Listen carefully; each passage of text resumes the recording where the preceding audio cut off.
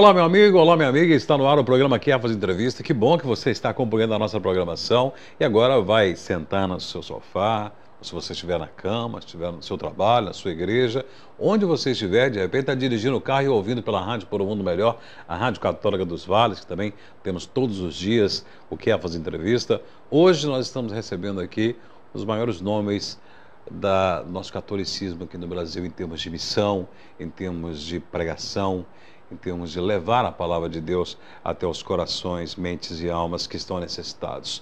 Ele está aqui depois de um bom tempo sem voltar aqui, sem vir aqui à nossa cidade, à nossa região. Quem está aqui conosco hoje é Ironi Spuldaro. Ironi, muito obrigado por estar aqui conosco na TV Kefas. Seja bem-vindo de volta a Valadares. Márcio, obrigado. Obrigado a todos vocês que estão conosco aqui pelo Kefas Entrevista. É uma alegria sempre muito grande vir a Governador Valadares, porque aqui é uma terra de milagres. Deus, sempre que eu venho aqui, Ele renova, restaura o meu ministério. E o Ironi está aqui em Valadares, mas na verdade ele está na nossa região, porque é um projeto muito maravilhoso.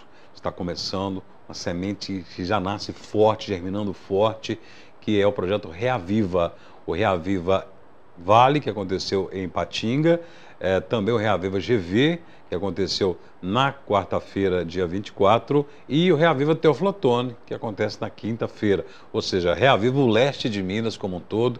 E em Governador Valadares, particularmente, eu tive a oportunidade de ir, e maravilhoso, muito forte. Muitas pessoas compareceram até o ginásio da Paróquia Cristo Redentor, não só de Governador Valadares, mas vieram caravanas de várias cidades da região e até de outras regiões também. Vamos falar um pouquinho sobre Reaviva, antes de falar um pouquinho da sua história e falar sobre o seu trabalho, também a sua missão, né? O que você acha desse projeto que está nascendo? O que você achou já das duas experiências que você esteve no Vale do Aço, em Patinga, e em Governador Valadares? É lindo, mas quando a gente vê Deus, Ele usa sempre na história, na caminhada do povo de Deus, homens e mulheres que Ele tira do meio do povo para uma missão especial. Aqui em Governador Valadares vocês têm o Edson, da Mundial Turismo, que Deus tirou ele do meio do povo, e é uma pessoa simples de tudo, uma pessoa que vive a sua fé no anonimato, mas que tem a graça de ter uma visão do grande, das almas que precisam. E o Edson começou lá atrás com o Cruzeiro Católico, depois com um programa de evangelização na TV, e depois veio toda essa graça agora do Reaviva, a partir das experiências, dos milagres, das bênçãos que a gente vivia em águas mais profundas. O Brasil precisa disso. O mundo precisa disso. Sem o Espírito Santo nós não podemos fazer nada de bom. Sem o Espírito Santo nós não vamos chegar a lugar nenhum. Então, o reavivamento e o avivamento são graças sobrenaturais que o Espírito vai realizando mesmo no meio das tempestades, dos percalços da vida, dos embates e dos combates que a gente enfrenta. E vai levantando um povo que começa a orar, um povo que começa a louvar, um povo que começa a voltar para a igreja, que vai ser catequista, que vai ser ministro, que vai assumir uma pastoral, um movimento, que vai estar numa frente de evangelização, que vai ser um dizimista, que vai trabalhar na colhida, enfim, que vai servir a construção do reino do Senhor. Porque nós não podemos ser apenas construtores de obras humanas. Nós precisamos ser construtores da cidade de Deus na cidade dos homens. E o Reaviva Vale, o Reaviva GV, o Reaviva Ipatinga veio para isso, para ser uma grande explosão de Pentecostes em toda a região. E a gente pode acompanhar, quem esteve no Reaviva aqui na Paróquia Cristo Redentor, que realmente foi um momento muito forte, né? Já há algum tempo não tínhamos uma experiência de uma celebração tão viva, de cura, de libertação, de revelação acima de tudo. As pessoas se emocionaram muito. Tivemos lá o padre Paulo Roberto Nascimento, que também se emocionou bastante. Foi uma celebração de muita força, e a gente sentiu a presença do Espírito Santo, não é isso, Irani? Foi, à tarde nós já começamos com os servos, com a liderança, e depois aquele momento da noite foi para mim, no meu ministério. Eu estou vindo agora de uma missão de Roma, antes de Roma eu estava na África, agora estou indo para o Peru, do Peru vou para os Estados Unidos, volto para Irã e Teherã ainda esse ano em missão. Mas há muito tempo eu não vivi uma experiência tão forte da presença de Deus, do amor de Deus e de um povo sedento como a gente viveu aqui no Reaviva GV. Foi algo sobrenatural.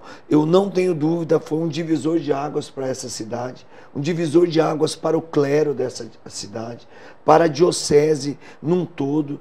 Vai se levantar um exército, uma milícia do Espírito nesse lugar. Os sinais, as curas, as libertações, os testemunhos que eu já ouvi, os testemunhos que as pessoas já estão postando nas nossas redes sociais, mesmo de curas que nem foram proclamadas, mas que eles tomaram posse. Você percebeu no final, quando terminou a pregação, a euforia, a alegria, e não era algo histérico, mas era algo da alma, era algo que estava além de uma força humana, era sobrenatural. Isso não tem como negar. É a presença de Deus que escuta o clamor do seu povo e que manifesta as suas graças. Você falou que Deus tira as pessoas, né, do meio comum, no meio do dia a dia, da rotina, para as suas obras. Em que momento da sua vida Deus o tirou para a obra de evangelização? Eu posso dizer para você que está em casa e para você, mas Deus me usou desde criança, mas eu nunca entendi o que Deus queria. Eu vim de uma família muito simples. Minha parteira foi minha avó Raquel, porque meus pais não tinham dinheiro para ir para o hospital. Somos 4 filhos homens, eu sou terceiro. Eu vim a óbito com 3 meses, fiquei mais de 17 horas morto. Meu Deus. Voltei à vida pelo manto de Nossa Senhora, que havia uma experiência no hospital, onde me levaram no interior de Santa Catarina, que meus pais saíram, quando o médico mandou eu para morrer em casa, depois de 3 meses, eles me levaram para a avó ver pela última vez. E a minha avó fazia um trabalho naquele hospital, com o texto e com uma religiosa que se vestia de Nossa Senhora Aparecida. Quando essa religiosa morreu, o que a minha avó fez? Pegou aquele manto que ela se vestia, colocou num baúzinho muito simples, lá no interior da roça, e continuava todo dia rezando o terço com aquele baúzinho, com Monte Maria, e muitas pessoas eram curadas. Quando eu cheguei lá, o médico fez o atestado de óbito, inclusive, que eu estava morto e tal. Enquanto eles foram fazer o caixão, porque não tinham dinheiro para pagar um funeral, eles enrolaram o meu corpo no manto de Nossa Senhora. E quando meus avós voltaram de carroça para buscar o corpo, meus pais nem voltaram mais, o meu corpo estava enrolado no manto de Nossa Senhora para dizer: olha, dona Raquel, seu neto que não está mais aqui com a senhora, agora está com a mãe do céu, que a senhora tanto ama. E quando ela foi abrir o manto para tirar o corpo, diz ela que o mesmo choro que eu dei foi o mesmo choro de quando ela me tirou do ventre da minha mãe, Gladys. Mas eu passei até meus 20 anos de idade levando uma vida de um cristianismo comum. Só que com 20 anos de idade, depois de casado, com 6 meses de casado, nós estávamos vivendo uma turbulência muito grande, porque a minha esposa estava com câncer no céu da boca. Esse câncer já tinha comido toda a estrutura óssea do céu da boca dela. Não tinha mais o que fazer. Chorávamos dia e noite. 2 crianças, ela com 18 anos, eu com 20. E no dia 1º de abril de 1987, um servo da Renovação Carismática Católica, por telefone, orou por ela. Era quinta-feira santa. No dia 2, sexta-feira santa, 8 horas da manhã, quando eu olhei para ela, o rosto dela estava transformado. Não tinha mais nada, ao ponto que toda a estrutura óssea foi reconstituída milagrosamente. Médico nenhum consegue explicar isso. A partir daquele milagre, então eu entendi que se tem um milagre, tem alguém que é maior do milagre. Eu quero esse alguém. O milagre me faz bem no momento, mas não é ele que vai me levar para o céu. O que vai me levar para o céu é quem realiza o milagre. E é com ele que eu tenho que estar. E eu quis conhecer esse Deus. Eu fui, 7 dias depois, para um encontro carismático com um homem chamado Zé Pretinho. Fui batizado no Espírito naquele encontro. Comecei a orar em línguas. A minha vida virou do lado avesso. Foi uma coisa sobrenatural. Dali, Deus me levou a fundar um grupo de oração na paróquia. Fiquei nesse grupo por 26 anos. Desse grupo eu coordenei a minha cidade, eu coordenei o meu estado, eu fui 12 anos membro do Conselho Nacional da Renovação e fui para o mundo evangelizar. Então isso é tudo um pouquinho de tudo aquilo que Deus fez comigo nesses 31 anos de vida missionária. Hoje já passei por mais de 70 países levando a palavra, fui em todos os continentes como missionário, não apenas como um peregrino ou como alguém que vai fazer um passeio, mas levando a palavra de Deus, pregando a palavra de Deus. E entendi com isso, é aquilo que Paulo fala na carta aos Gálatas: eu vivo, mas já não sou eu a viver, é Cristo que vive em mim. Ironi, um dos momentos que chama mais atenção durante a sua pregação é quando os dons se manifestam, principalmente o dom da revelação. E como isso acontece? Como isso se dá? As pessoas, muitas vezes, aquelas que não conhecem, não creem, ficam um pouco preocupadas, assustadas, mas como ele aponta alguém, ele diz que alguém está com algum problema e que o Espírito Santo está curando naquele momento, ele revela uma situação que uma pessoa está passando, presente naquele ambiente, né? Como isso se dá? Como o Espírito Santo fala com você? Pela palavra de ciência. A palavra de ciência, ela se manifesta, ela é diferente do dom da cura. O dom da cura é quando você impõe a mão sobre alguém que está enfermo e ele fica curado em nome do Senhor. Agora, a palavra de ciência é Deus que revela por alguém algo que ele está realizando na vida do povo. É um dom, é uma ferramenta de evangelização que não serve para nada para mim, mas que serve para levantar o povo de Deus. Então, quando Deus revela, e Deus revela por sinais, Deus revela por sentimentos, e Deus revela por palavras.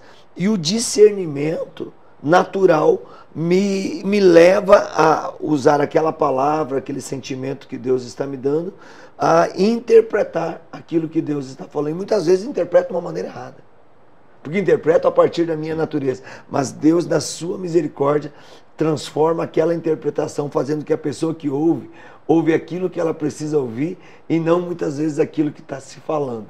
Eu encontro muitos, mas é impressionante.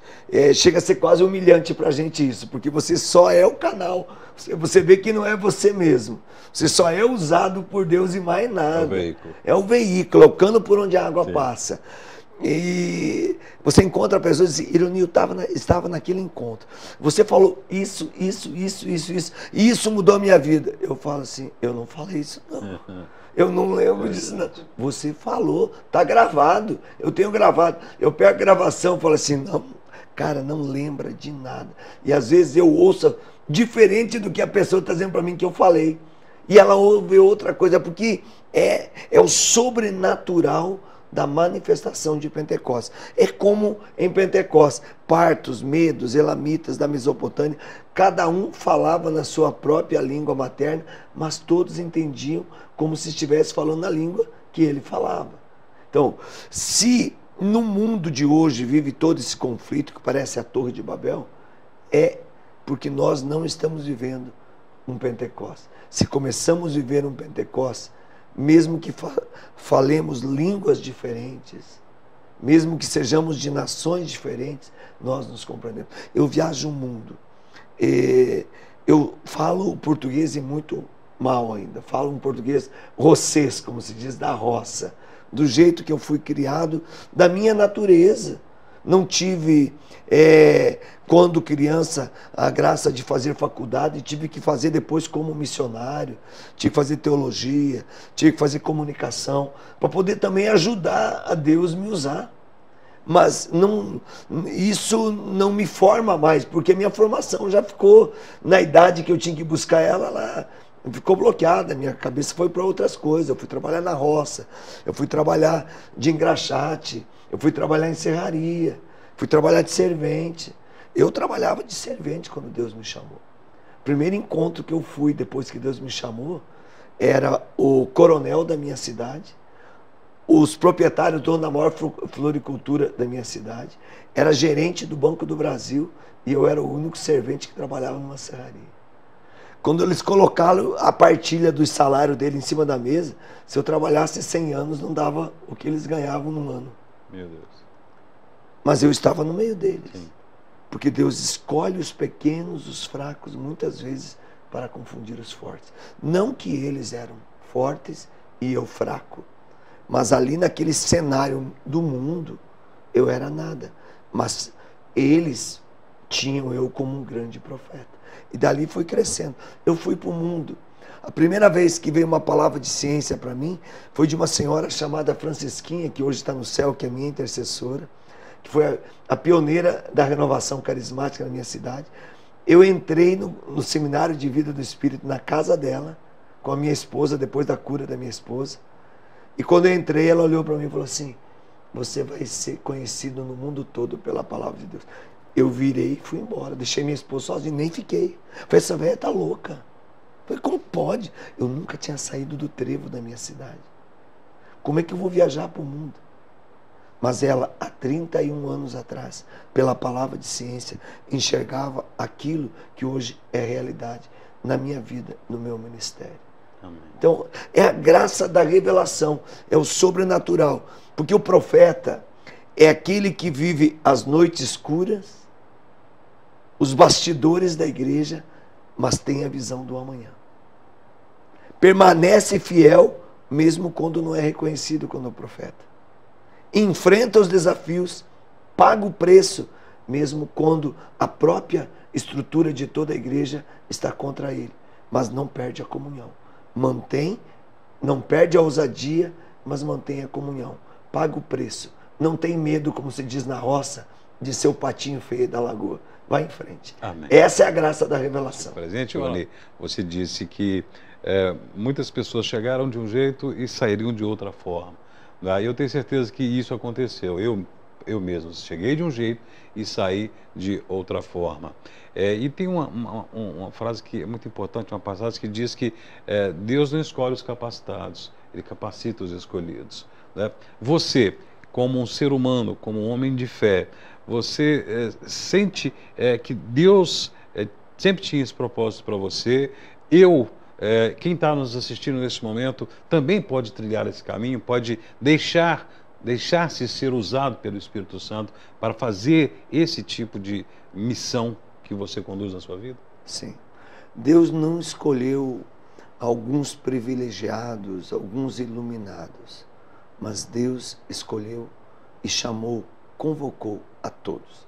Deus, quando chama e convoca, essa frase que você citou, ela é para todos. Deus escolhe algumas pessoas que muitas vezes para o mundo não são capacitadas, mas Ele as capacita. E o segredo está numa coisa só: um pé nas nuvens e um pé no chão. O que é isso? É caminhar. Quando você caminha, você tem um pé nas nuvens e um pé no chão. Você não pode nem ter os dois pés nas nuvens e nem ter os dois pés no chão. Muitas vezes as pessoas ficam escondidas atrás do cargo, da posição. Isso é pé no chão. Não vai chegar a lugar nenhum. Muito pelo contrário, vai atrasar a salvação. Não, às vezes você encontra pessoas lunáticas, pessoas que querem fazer tudo, mas não querem ter comunhão com ninguém. Querem viver no isolamento, não querem pagar o preço, não querem a cruz. Só vive no oba-oba, como se diz por aí, no trocadores de lâmpada, né? Só dando aleluia, mas não tem um testemunho coerente de vida. São pessoas que vivem nas nuvens, também não vão chegar a lugar nenhum. O segredo é um pé no chão e um pé nas nuvens. É não parar diante dos desafios e também não parar diante da glória. Tem que continuar, tem que ir em frente. É o caminho que Jesus fez, né? Jesus estava na glória de ressuscitar Lázaro, mas estava sendo ameaçado, apedrejado e sendo chamado de demônio. Ao ponto que quando ele vai à região dos Genesarenos, os demônios começam a gritar o nome dele, dizer: vai embora, para de nos atrapalhar, porque os demônios conheciam Jesus. Então Jesus era conhecido no céu por ser Deus, na terra por ser um homem grande, profeta, que não entendiam ele como Deus ainda, como realizador de milagres, de coisas sobrenaturais, que incomodava as autoridades, mas era também reconhecido pelos demônios, né? E é por isso que Paulo vai falar na carta aos Filipenses: quando uma pessoa é escolhida por Deus, ela é usada para que os demônios se ajoelhem e para que tudo se dobre diante do nome de Jesus, que está sobre o eleito, no céu, na terra e no inferno. E aonde acontece essa unção sobrenatural? Em fazer a vontade de Deus. O maior segredo. Fazer a vontade de Deus em 7 pontos, por exemplo, muito rapidamente para partilhar. Primeiro, porque Deus fez a vontade de Deus. João, no Evangelho, no capítulo 4, ele vai falar que Jesus vai dizer no versículo 34, meu alimento é fazer a vontade daquele que me enviou e cumprir a sua obra. Então Deus fez a vontade de Deus. Depois, fazer a vontade de Deus porque os profetas, os patriarcas fizeram a vontade de Deus. Moisés, Davi, José, Elias, Eliseu, Esther, Judite. Hoje, a liturgia das horas está falando da pessoa de Esther, que estava sendo massacrada, e ela vai diante do rei com a verdade e convence o rei a desfazer todo o mal que estava sobre o povo, destruindo a vida daquele que era o perseguidor do povo e libertou o povo. Então, fazer a vontade de Deus implica na graça sobrenatural. Depois, terceiro ponto, fazer a vontade de Deus porque os apóstolos fizeram. Os apóstolos fizeram. E por isso se tornaram apóstolos. Por eles, Deus abriu o leque do evangelho para o mundo. Depois fazer, quarto ponto, a vontade de Deus porque os santos fizeram. Quem faz a vontade de Deus permanece na graça. Depois, sexto ponto, melhor, fazer a vontade de Deus porque ela nos torna humilde. E fazer a vontade de Deus porque ela nos torna obediente a todos aqueles que Deus coloca na nossa frente, menos ao demônio. Então, esse é o segredo do Deus escolhe os que não são capacitados, mas os capacita para que realizem a missão. Eu mesmo, por mim, nada posso, mas posso tudo naquele que me fortalece. Eu tenho enfrentado situações, eu fui no ano da misericórdia, enviado pelo Papa Francisco como apóstolo da misericórdia. E eu vivi uma situação que foi muito estranha. Eu estava em Israel com um grupo de peregrinos e eu recebi uma ligação de Roma que eu precisava ir para a Coreia, substituir um pregador que não iria para lá porque estava hospitalizado e o evento não podia parar. E só entrava com autorização de Roma. E eu tinha que largar o que tinha. Larguei um grupo de peregrinos, saí de Tel Aviv, fui para Moscou. De Moscou, eu fui para Seul, sem falar uma palavra em coreano, sem saber quem eu ia encontrar. A experiência que eu vivi foi sobrenatural. Hoje, na Coreia do Sul, eu sou mais conhecido do que no Brasil. Porque os milagres se espalharam por toda a nação. Voltei várias vezes para lá. E o que é isso? É Deus que capacita aqueles que escolhem. Eu não conhecia uma palavra. O primeiro sinal que Deus me deu. Se eu estou nos Estados Unidos, que nem eu vou agora em missão, e o tradutor erra uma palavra, eu tenho uma noção. Na língua espanhola, se errar, eu corrijo ele na hora. Na Itália, eu corrijo ele na hora. Agora, na Coreia, como é que eu vou corrigir? A gente fala daqui para lá, eles falam de lá para cá. A gente escreve daqui para lá, eles escrevem ao contrário. Pois não vai dar certo. Então eu falei pro coreano, eu vou ler o evangelho em português e você vai ler ele em coreano depois. Mas eu vou proclamar ele em português. Vai que ele não proclama o evangelho correto, eu não estou sabendo. Pelo menos eu fiz a minha parte. Eu fui proclamar o evangelho do cego Bartimeu. Quando eu terminei de proclamar o evangelho, vem um padre, antes do tradutor, pega o microfone e começa a ler em coreano o evangelho. Eu não entendi nada. E o povo aplaudia, o povo gritava. E eu fui para o tradutor e falei, o que está acontecendo? Ele olhou para mim, é um brasileiro coreano, um coreano que mora no Brasil há 50 anos, que também já ia traduzir outro pregador que era dos Estados Unidos. Ele falou, Ironi, olha, não é normal aqui na Coreia. O povo é muito educado. Eu vou perguntar ao cardeal. Tinha o cardeal, 3 bispos, mais de 200 sacerdotes, mais de 10 mil pessoas dentro daquele estádio. E ele foi falar com o cardeal e o cardeal já estava chorando. Quando ele voltou, o tradutor já veio chorando. Ironi, Esse padre estava cego há mais de 6 anos. Meu Deus. Quando você terminou de proclamar o evangelho, se ele entender uma palavra, ele já estava enxergando. Então perceba, Deus não escolhe os capacitados, mas capacita aqueles que ele escolhe. Eu li em português, ele entendeu em coreano. Quando eu voltei daquela missão no aeroporto, aconteceu algo sobrenatural. Sei que o nosso tempo está curto, mas eu preciso contar esse testemunho. Eu cheguei no aeroporto e eu tinha que voltar, porque o meu grupo de peregrinos esperava eu em Istambul. Se eu não chegasse em Istambul, na Turquia, se eu não chegasse no aeroporto, o grupo todo ia perder as passagens. E o prejuízo seria mais de $200 mil. Meu Deus. Eu não tinha como atrasar. E eu saí, terminei a minha pregação e saí correndo para o aeroporto, sem tomar banho, sem nada. Porque eu tinha que pegar aquele voo para ir direto para Istambul. Eu tinha 6 horas apenas para chegar naquele aeroporto, encontrar o grupo, organizar as coisas. E isso para um grupo de peregrinos. E você chegando de um país que você tem que passar por alfândega, ainda mais na Turquia, que você corre, e tanto é que meses depois deu um atentado no mesmo aeroporto que a gente estava. Você não consegue. E como é que você vai falar a língua turca? Então era um caos. Eu ia levar 4, 5 horas para fazer aquilo. E eu fui. Quando eu cheguei no aeroporto, tinha um casal de médico desenganado pela medicina. Os dois tinham câncer. E tinham 2 crianças. Uma de 9 e uma de 6. E o tradutor falou: eu sei que você está atrasado, mas eles vieram aqui. Eles são da comunidade Cotonê, que é a maior obra social do mundo. Do mundo. E existe na Coreia e ajuda pessoas do mundo todo. O Papa Bento XVI e o Papa Francisco falaram que lá é a porta santa por onde Jesus vai voltar. É uma cidade. E eles pertencem a essa. E vieram aqui porque você tem que. Eu falei reza. E eu comecei a orar em línguas por ele, no salão do aeroporto. Quando eu comecei a orar em línguas, as 2 crianças começaram a rir. Eu também achei estranho. Eu falei: tem milagre. Se o padre leu, tem milagre. Falei pro tradutor: você não precisa ficar aqui não, vai perguntar para eles o que está acontecendo, porque eles estão rindo.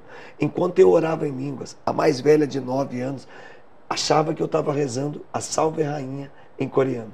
Meu Deus. A de 6 ria e dizia: não é a Salve Rainha, é o Pai Nosso. Uma entendia Salve Rainha, outra entendia o Pai Nosso. Para encurtar a história, 3 meses depois eu estou na século XXI, no Brasil, em rede nacional pregando. Vem 12 coreanos da Coreia, viajam 26 horas, chegam no aeroporto de São Paulo, vão ao programa, dão o testemunho e à noite voltam 26 horas de novo. Os 2 estavam curados para a glória do Senhor Jesus. Glória então vejam, Amém. Deus não escolhe os capacitados, mas capacita os escolhidos a partir do batismo no Espírito. E você é um grande capacitado, tem muita Tu é capacidade. também um grande capacitado. Amém. Só estou aqui Quero porque Deus Deus te capacitou, senão não estaria aqui. Muito obrigado, Irani. Foi um Valeu. prazer imenso Deus abençoe. ter participado com você naquele momento lá na Cristo Redentor. Continue com essa obra, persevere. Eu sei que você tem família, tem que viajar muito, deslocamentos, correria, mas você é muito capacitado. E Deus está te usando, o Espírito Santo lhe usa como um veículo, um instrumento de muito poder. E nós aqui, particularmente no Brasil, estamos precisando muito de estarmos ligados intimamente com o Espírito Santo. Muito obrigado mais uma vez. Volte sempre aqui em Valadares. Obrigado. Quero aproveitar e deixar meu abraço também ao padre fundador dessa obra, que para mim é uma ousadia de Cristo no mundo. Como diz a Cristo Fidelis Lais, in persona Cristo, outro Cristo. Que surjam outros grandes, todos os sacerdotes são muito grandes, porque são prediletos diante de Deus, mas ele é alguém sobrenatural, que tem a visão do amanhã e que tem uma visão do todo e não só daquilo que está ao seu redor, e por isso essa TV está no ar e as obras deste pequeno grupo de missionários estão crescendo cada vez mais. Deus os abençoe. Amém, que todos nós perseveremos. Muito obrigado a você por ter acompanhado o nosso programa. Sempre está disponível também no YouTube, pelo Facebook também. Compartilhe, né? Compartilhe coisas boas, porque assim Deus quer. Muito obrigado pela sua presença. Até o próximo encontro. Até o próximo Kefas Entrevista.